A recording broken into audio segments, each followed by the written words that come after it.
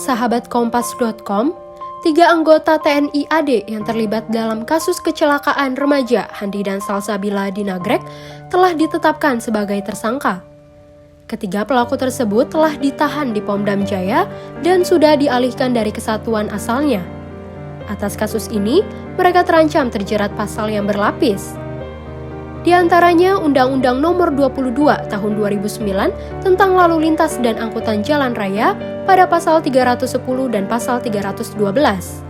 Kemudian KUHP pasal 181, 359, 338, dan 340 dengan ancaman pidana penjara maksimal seumur hidup.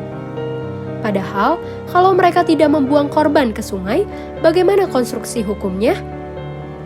Pakar hukum Abdul Fikar Hajar menyampaikan jika para pelaku tidak membuang korban ke sungai atau dibawa ke rumah sakit, maka hukuman yang diberikan bisa lebih ringan.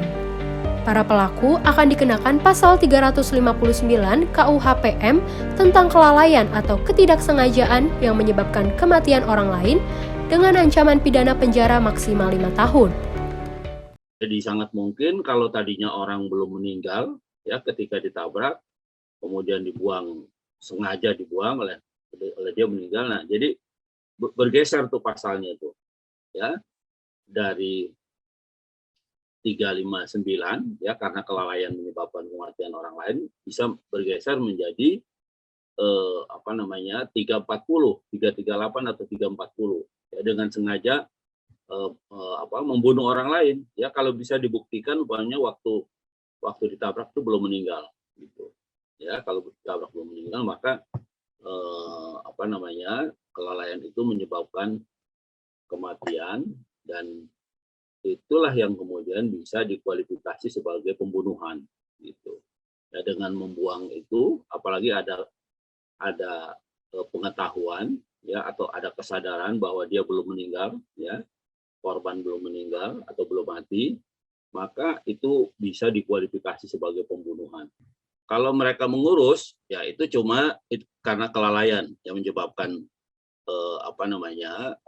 orang lain luka berat atau apa, nah itu lebih ringan ancaman hukumannya. Tapi kalau udah tahu masih hidup sudah dibuang, nah itu udah pembunuhan tuh, udah bergeser, gitu ya.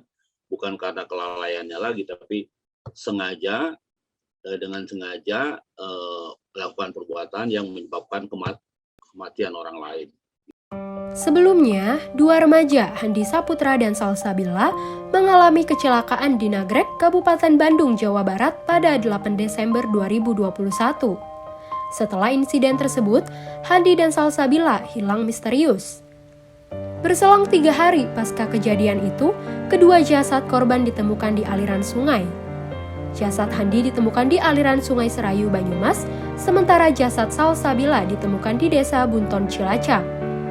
Berdasarkan pemeriksaan jenazah yang dilakukan Bidokes Polda Jawa Tengah, diduga Handi masih dalam kondisi hidup saat dibuang ke sungai. Dalam pemeriksaan itu, ditemukan air di saluran napas hingga paru-paru Handi.